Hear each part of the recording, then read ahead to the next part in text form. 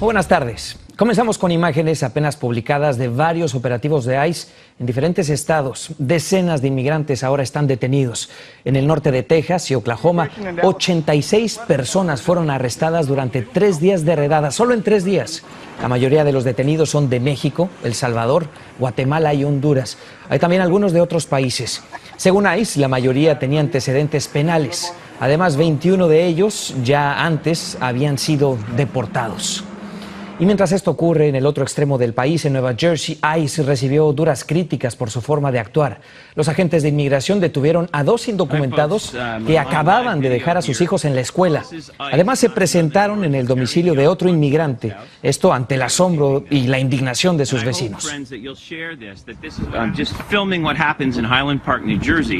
When ICE decides that they want to take the guy that just won the MLK Award for repairing 209 houses during Hurricane Sandy. Bueno, finalmente los agentes no dieron con esa persona a la que buscaban, que se refugió en una iglesia para evitar ser capturado. Los 3 inmigrantes de los que les hablamos son de Indonesia. El gobernador y el secretario de Justicia de Nueva Jersey calificaron de ilegal estas detenciones. Y todo esto ocurre al mismo tiempo que sale a la luz el plan de inmigración del presidente Trump. Aquí nosotros le hemos hablado de ello. Ahora, grupos pro-inmigrantes preparan un plan de defensa para proteger a quienes parecen quedar más vulnerables que nunca. Claudia Mendoza habló con activistas y políticos. A Magdalena le preocupa que los nuevos pilares de inmigración que dio a conocer la Casa Blanca el jueves no la protegen y la dejan en el limbo, ya que solo ofrece protección a los Dreamers, pero endurece otros renglones de las leyes migratorias. Nos sentimos un poco con miedo porque no sabemos qué es lo que nos espera a nosotros, a nuestras familias. Y es que el panorama para los inmigrantes indocumentados parece más desolador cada día. Uno que llevó hoy a líderes comunitarios y políticos, tanto de California como México, a plantear estrategias para defenderlos. Y podamos hacer protestas juntos, que podamos ir a Washington juntos, que podamos mandar correos electrónicos a todos los legisladores juntos. Y mientras presionan para lograr un cambio en la capital federal, también buscan allegar fondos para ofrecer asesoría legal para los detenidos y ayudarlos con su proceso migratorio. Hemos visto un 45% más, 43% más de arrestos de indocumentados y se ha triplicado la cantidad de gente detenida sin ningún récord criminal. A estos esfuerzos legales también se está uniendo el gobierno mexicano. Los consulados traen una estrategia de defensa, incluso hay recursos destinados para este efecto. Los activistas insisten en que una de las armas más poderosas es el voto, por lo que unirán fuerzas en las urnas en las elecciones de medio término en noviembre para obtener una mayor representación y con ello bloquear medidas antiinmigrantes. Y que de alguna manera se balancee y se neutralice todo lo que está pasando. La comunidad realmente tiene la fuerza. Pero algunos inmigrantes temen que para ellos llegará muy tarde una reforma migratoria o un alivio que les permita permanecer en el país sin temor a ser deportados. En Los Ángeles, Claudia Mendoza, Noticias Telemundo. Bueno, también hay noticias que traen esperanza, como la de un hombre hispano que hoy respira aliviado. Esta semana, aquí en Noticias Telemundo, le contamos la historia de Ramón Torres, detenido por ICE afuera de la escuela de su hijo. Bien, ahora, gracias a la decisión de un juez, está en libertad. Y nuestra cámara estuvo ahí cuando salió y abrazó a su familia. Ramón Torres seguía adentro. Era ya noche y afuera los minutos parecían horas. Pero no hay espera que canse cuando se trata de abrazar a papá. Está feliz. Sus hijos, su pareja y su madre aguardaban a que ICE dejara libre a Ramón y que saliera de este centro de detención en California. Pues muy emocionada, esperando la salida de él. Lo estoy esperando con muchas ganas de abrazarlo. Hoy están alegres, pero apenas hace unos días, en lugar de sonrisas, había lágrimas. Se me hace muy duro que lo vayan a deportar, porque ¿qué voy a hacer yo? El lunes, su madre contó a Noticias Telemundo que agentes de inmigración habían detenido a Ramón justo afuera de la escuela de su hijo cuando lo llevaba a clases por la mañana. Ellos lo que están haciendo es separando familias. Ellos no ven o no sienten el dolor que uno siente. La sola idea de no volver a verlo era un tormento. ICE explicó que hace unos años Ramón había manejado bajo la influencia del alcohol y por eso ahora estaba arrestado. Pero Ramón es un buen hombre, dice su abogada. Sus faltas fueron menores y todas cometidas cuando era joven. Hoy es padre de familia y un coach de fútbol americano ejemplar. Por eso un juez le concedió la libertad bajo una fianza de $15,000. Y ahí está, a lo lejos aparece, es Ramón en libertad. Oh my God.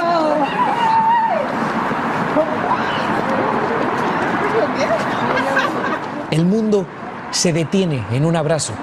El tiempo perdido, el miedo, la angustia, todo se esfuma. Me siento feliz, me siento excited, me siento...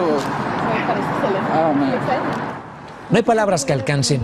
Queda ver si un juez le permite a Ramón quedarse en el país. Pero por ahora puede esperar a esa decisión al lado de su familia. Qué reencuentro, ¿verdad? A pesar de este clima adverso hacia muchos inmigrantes, algunos todavía se atreven a cruzar sin documentos. Las autoridades mexicanas encontraron hoy a 65 personas escondidas en el compartimento de equipajes de un autobús de pasajeros. 65 personas allá adentro. Esto ocurrió en el estado de Coahuila, mientras el Instituto Nacional de Migración se hizo cargo de los 109 centroamericanos hallados el viernes en el interior de un camión. Aquí nosotros se lo contamos ayer. En ambos casos, los vehículos se dirigían hacia Estados Unidos. En otras noticias, el secretario de Justicia de Michigan anunció que investigará a fondo a la universidad estatal por el caso del exmédico Larry Nassar, condenado a 175 años de cárcel por abuso y acoso sexual cuando trabajaba para el equipo de gimnasia estadounidense y también con las universitarias. La Fiscalía quiere investigar más sobre cómo Nassar pudo actuar tan libremente durante tanto tiempo. Mientras en California las denuncias por acoso sexual presentadas en los últimos 3 años contra funcionarios le han supuesto al gobierno estatal más de $25 millones en arreglos extrajudiciales.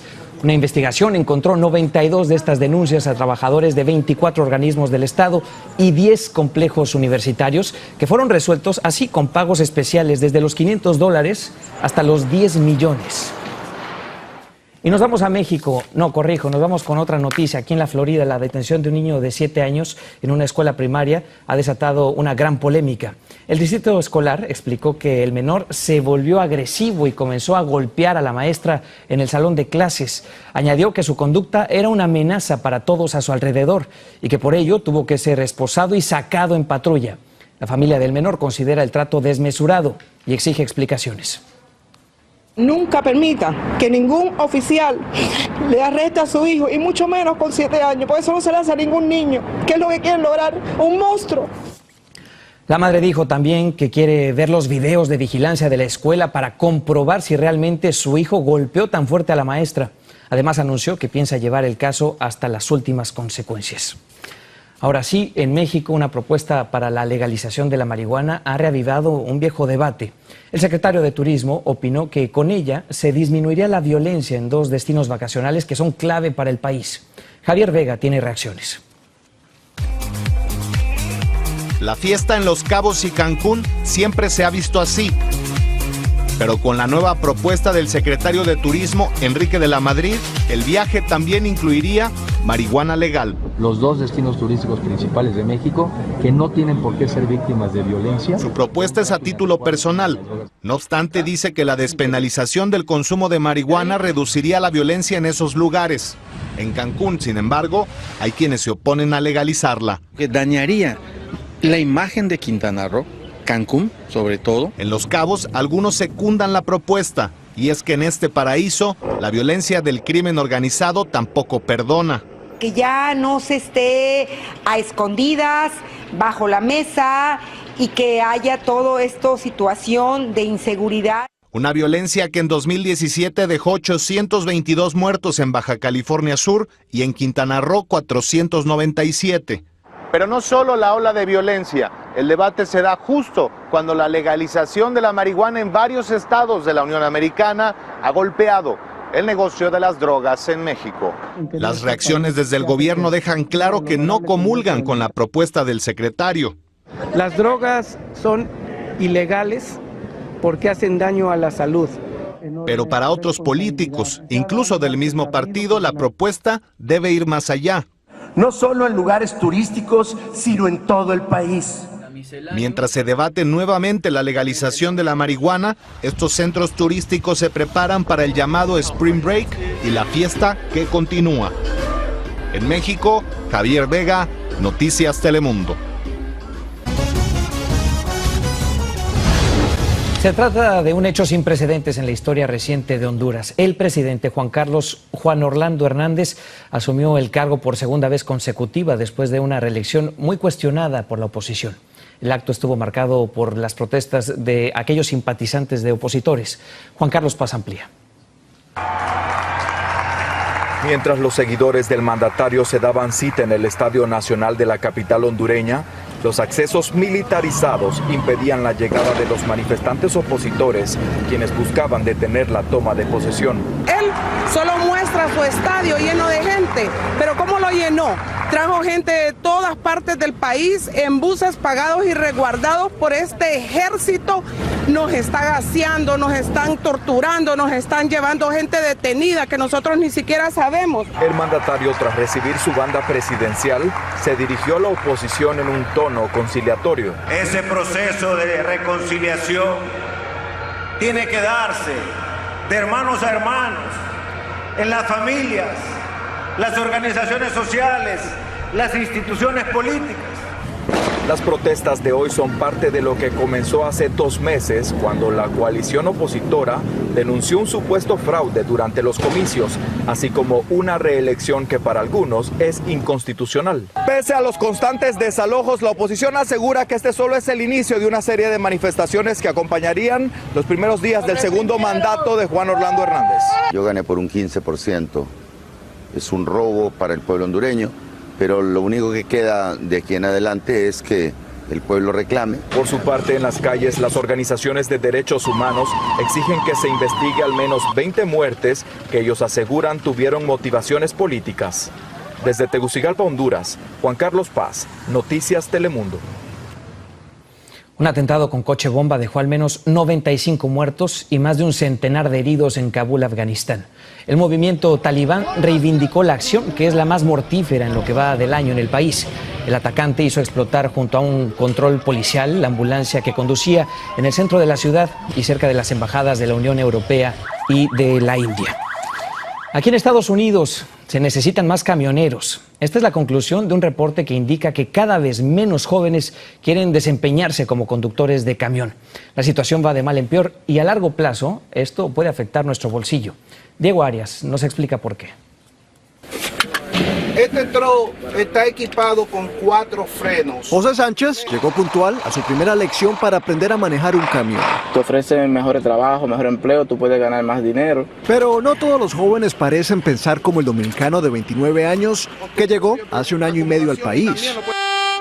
Según la Asociación Estadounidense de Camioneros, hay una escasez de choferes y se necesitan 90,000 nuevos choferes al año para poder cubrir la demanda. Aquí llaman compañía constantemente para que le mandemos choferes. Muchos jóvenes ya no anhelan este tipo de trabajos, según los expertos, por las largas horas en carretera, el sacrificado estilo de vida, o como lo denunció Noticias Telemundo hace unos días, por los abusos de las compañías contra los choferes en estados como California. La cosa no es como era anterior. Para agravar la situación, la gran mayoría de choferes se están acercando a su jubilación. Muchos se van de Nueva York por el frío, se van para Florida. Más del 70% de los productos que se consumen en Estados Unidos son transportados en camiones, por lo que si este problema no se resuelve, a largo plazo sería el consumidor quien termine pagando más. Además de pagar más, la falta de choferes podría traer demoras en la distribución de los productos. Es un trabajo digno, muchas personas son camioneros y viven bien, tienen su familia bien. Le pueden dar buena educación a sus hijos. Las empresas están comenzando a incrementar los salarios de los choferes, que en promedio comienzan en más de $40,000 al año. Pero ahora habría que convencer a decenas de miles de jóvenes. En Nueva York, Diego Arias, Noticias Telemundo. Recuerde que Telemundo está en línea. Puede seguirnos en noticiastelemundo.com, en Facebook en Noticias Telemundo y Twitter en nuestra cuenta @TelemundoNews.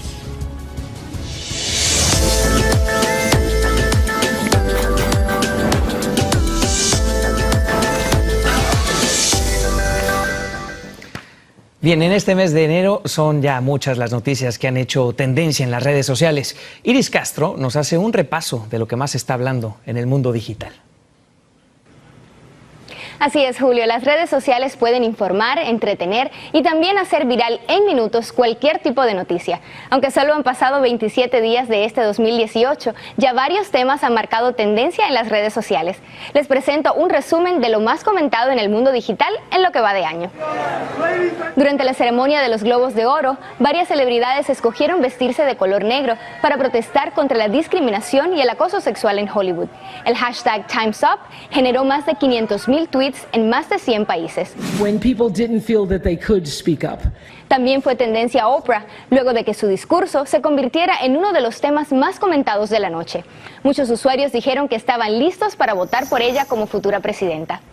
Otro de los temas más comentados del mes fue el libro Fuego y Furia, donde el autor describe supuestamente la vida del presidente dentro de la Casa Blanca. El propio Trump expresó su disgusto a través de un tuit, calificando el libro de aburrido y falso.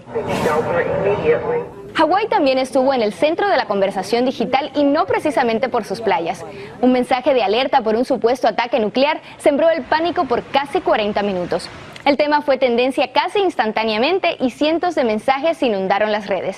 Y por supuesto, Trump sigue siendo tema polémico en línea. Este mes, su supuesto comentario sobre países de y uno de sus tweets donde se declara un genio estable desataron las críticas y burlas en las redes. Y para saber más de otros temas que también fueron tendencia este mes, visita noticiastelemundo.com. Julio, regreso contigo.